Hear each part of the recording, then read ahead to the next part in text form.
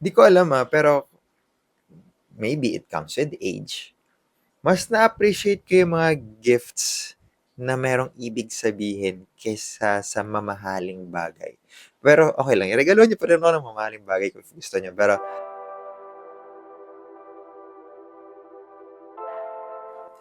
ilang tulog na lang, Pasko na.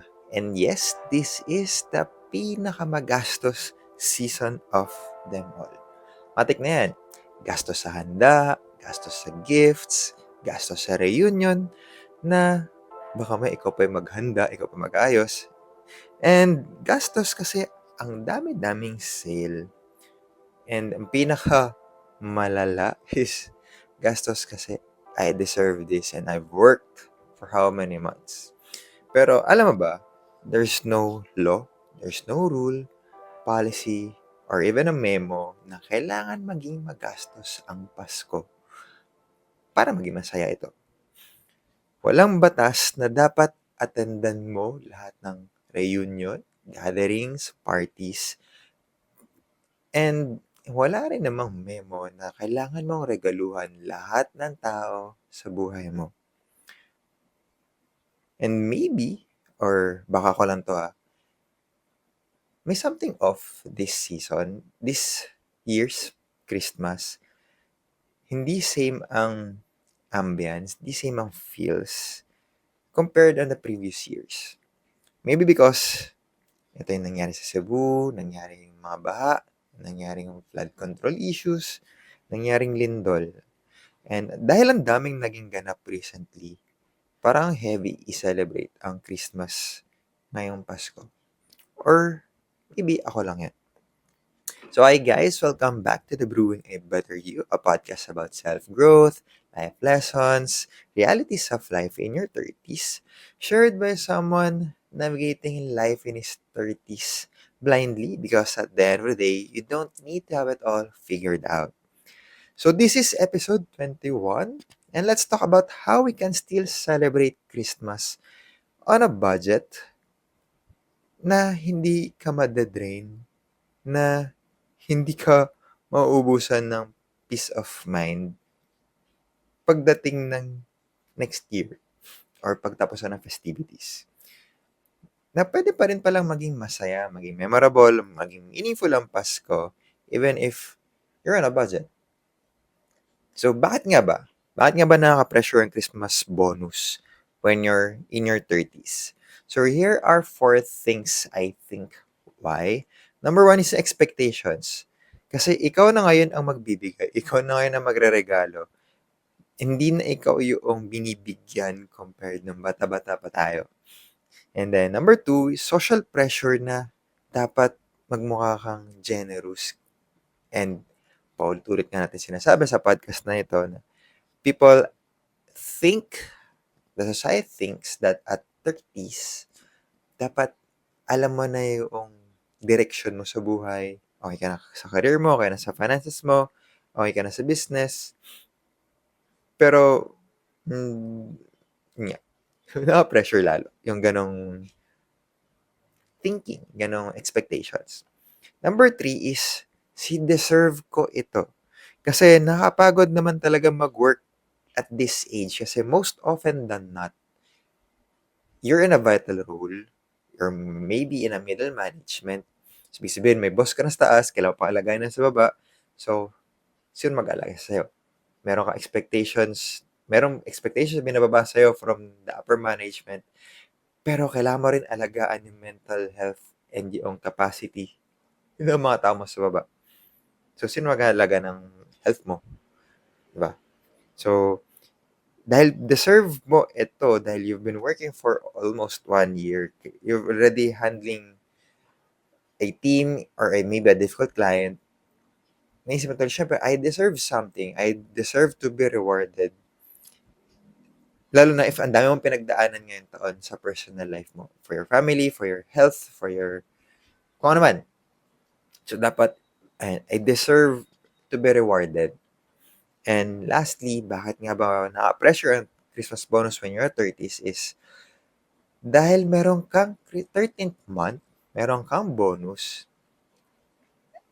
Alam mo yun, parang nagkaroon ka tuloy ng loose yung nag-budget mo dahil, uy, may money.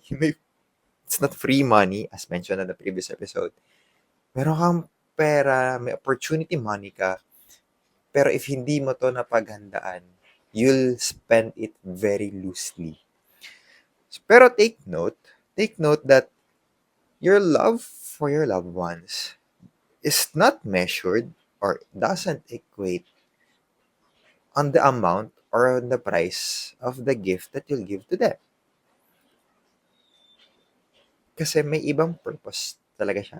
May ibang meaning siya talaga. Kasi mamaya, may naisip ka ng pwedeng paggamitan ng 13th month mo or ng bonus mo. And it's not for celebrating that much as mentioned earlier kasi baka may isa ikaw sa mga tinamaan ng bagyo or ng sakuna. And it's you just surviving this season with the help of your bonus. Laking tulong na siya. So here are 4 practical ways to celebrate Christmas on a budget. So ito yung pinaka-importante for me. Number 1 is to set a holiday budget.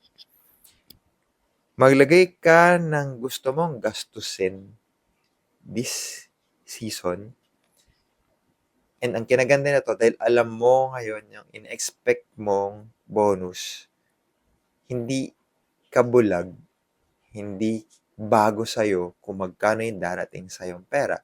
So ngayon pa lang, alam mo na may dadating sa akin ganitong amount, pwede mo na pagplanuhan kung how much of that bonus will be used for your for your celebration, how much of that bonus will be saved for your future purposes. 'Di ba? So, isang amount lang ito, wag lalagpas. And you know for yourself that if you set aside, let's say 30,000 or 20,000, and naubos mo siya, it's guilt-free. Hindi ka magigilty pagdating ng January when you're paying off your credit card or your expenses during your Christmas season. Alam mo, okay, allotted na to eh. Sagad, ito yung sagad ko. Pero if mas mababa doon, edi better, meron kang savings, meron kang extra money. Basta, ang purpose nitong pagbabudget mo dito is you'll spend it. Yeah, you'll just spend it. No ifs, no buts. Okay. Next, number 2 is to choose meaning over money. Meaning, di ko alam pero maybe it comes with age. Mas na-appreciate ko yung mga gifts na merong ibig sabihin kaysa sa mamahaling bagay. Pero okay lang, iregalo niyo pa rin ako ng mamahaling bagay kung gusto niyo. Pero, for example, mas na-appreciate ko yung mas appreciate ko yung last year may nagregalong hanger. Sabi ko, ay, ayos to. Kasi sakto kailangan kong dahil medyo, baka nadudumihan na yung mga damit ko dahil sa lumang hanger. Sumuduting na hanger na may, ano ba yun? Hanger na rubberized. So, hindi dudulas yung damit. Totally, oh yeah, astig. Okay, may ganito palang hanger. So, na-appreciate ko siya. Hindi siya ganun ewan ko lang how much siya. Pero very practical. Maybe it comes with age nga siya. And also, uh, other gift that you could provide na hindi kailangan mamahalin or maybe mahal pa ito para sa'yo is to give your service. So maybe you're a life advisor, life coach, or maybe a trainer or something na you could give a free training or give a life advice to a friend or kahit siguro ipag-drive mo yung friend mo or someone who would come home from a different country para umuwi dito para mag-reunion and all. You providing that kind of service, para sa akin mas may impact siya. Lalo na ngayon nga, sobrang traffic na pagdating ng ganitong season. Kaya mas nakatamad umattend na maraming reunion or gatherings kasi sobrang traffic nga ngayon, ganitong panahon. Tas alam mo yun, sa service mo pa siya, susunduin mo pa yung friend mo. Laking ano yun, laking spark nun or impact nun sa friend mo. So, next. Other examples pa na pwede natin isend. Kunwari, may free photoshoot sa studio mo, or ano ba? Isa pa, maybe you could also write a letter, a love letter, or maybe an appreciation letter. Lalo na if itong friend mo is words of affirmation, mas na-appreciate pa nila yun eh. Mas kukuha nila yung natitikel mo. Natitikel. Natatouch mo yung kanilang love language. And, isa pa ako pala. Aside sa hanger, gusto ko well, sige, shout out Beroka. Appreciate ko may nagregalo sa akin Beroka. Ayos to, magagamit ko to kasi nga, medyo, marami tayong pinaglalaban sa buhay. So, kailangan tayo ng vitamins. Yan. So, that's number 2. Number 3 is to tipid-friendly occasions or celebrations. Tipid-friendly celebrations such as ikaw mag-host ng gathering and then sila na lang ang mas mura, 'di ba? Mas mura naman talaga na kanya-kanyang luto or kanya-kanyang dala na lang ng pagkain, and then hindi na sa restaurant yung celebration, or maybe doon sa bahay ng friend mo, or ikaw yung mag-host ngayon ng nung gathering. So sa bahay niyo ang matrabaho lang doon, syempre kasi maglilipid ka, maglilinis ka, ikaw yung uwian na sila lahat, ikaw naglilinis ka pa rin, pero di siya magastos. And it's monetarily much better, pero physically draining, physically tiring, pero okay lang naman yun. Diba? So, you don't need to buy new decorations then as well. Hindi naman niya mapapansin na, last year, ito rin design ng Christmas niya, Christmas tree niya, ngayon, ito pa rin. Sino ba naman papansin ng ganun? Ang detailed-oriented naman yun na mapupuno talaga. Ewan ko lang, meron pa kayong ganun kakilala. And lastly, number 4 is to use loyalty points, gift certificates, rewards, cashback ng credit card. Ako personally, yun yung ginagawa ko ngayon, that all my credit cards na yun ang mostly na ginagamit ko, cards with cashback. Para pagdating ng Christmas, ganitong season, i-redeem ko silang lahat. And yun yung gamitin ko ngayon as my 13th month. Kasi wala akong 13th month. Kasi as freelancer, wala tayong 13th month. So, we will create a way how to create a 13th month of our own. And so, that's how I use my credit card. So, ulit natin, no? Number 1 is to set a holiday budget. Number 2 is to choose meaning over the money or over the value or the amount of money. Number 3 is to have tipid-friendly celebrations. And number 4, use cashbacks, loyalty points, rewards, or gift certificates. And hindi pera yung gagamitin mo. Diba? And, so remember, ang Pasko ay hindi competition kung sino may pinakamagandang regalo, sino may pinakamagandang pinakamahal na maibibigay. Hindi din kailangan na super and grande yung mga pagkain at hindi kailangan ubusin yung bonus para lang masabing masaya ang Pasko. Ano talaga yung nagmamatter is that mapapa-feel mo sa mga mahal mo sa buhay na you really care for them. And kasama mo sila mag-celebrate.